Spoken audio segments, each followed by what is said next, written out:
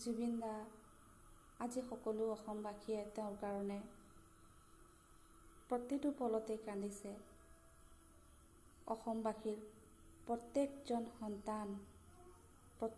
সন্তানেই আজি জুবিন দাৰ কাৰণে কান্দিছে। সঁচাকৈ কলৈনো গুচি গ'ল জুবিন দা,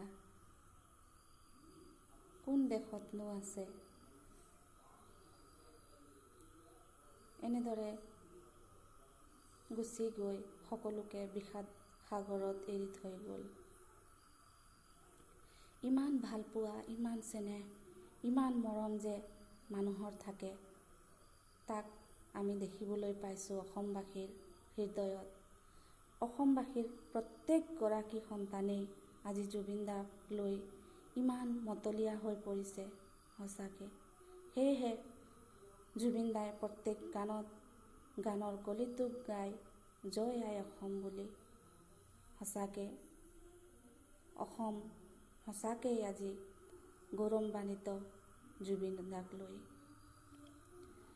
তেওঁৰ গানৰ কলি, তেওঁৰ গানৰ প্ৰতিটো শব্দ ইমান সুন্দৰ।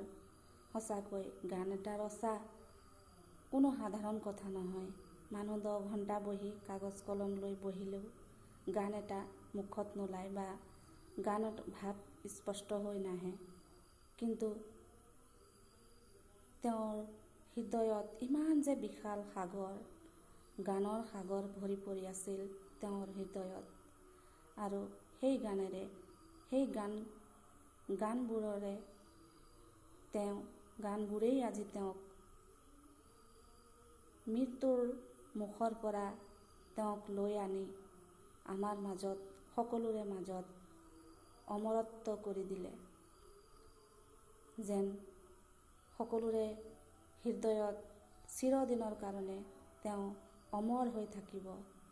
সেই মহামানৱ আজি ভগৱানৰ যি সৃষ্টি, সঁচাকৈয়ে সকলোৱে যে ভগৱানেৰ এই গান যে সকলোৰে হৃদয়ত বিৰাজমান, আৰু এই ভাৱধাৰা সংগীত জগতত আজি আমাৰ সকলোৰে প্ৰিয় জুবিন দাই দেখুৱাই দিলে। আৰু মানুহৰ প্ৰেম যে কেনেকুৱা বস্তু আজি আমাৰ অসমবাসীয়ে দেখুৱাই দিছে। তেওঁক প্ৰেম কৰি, তেওঁক আঁকোৱালি লৈ আজি তেওঁৰ আমাৰ ফালৰ পৰা, অসমবাসীৰ ফালৰ পৰা, অৰ্থাৎ মোৰ অন্তৰৰ পৰা তেওঁৰ কাৰণে ভগৱানৰ ওচৰত তেওঁৰ মংগল প্ৰাৰ্থনা জনালোঁ। জয় আই অসম।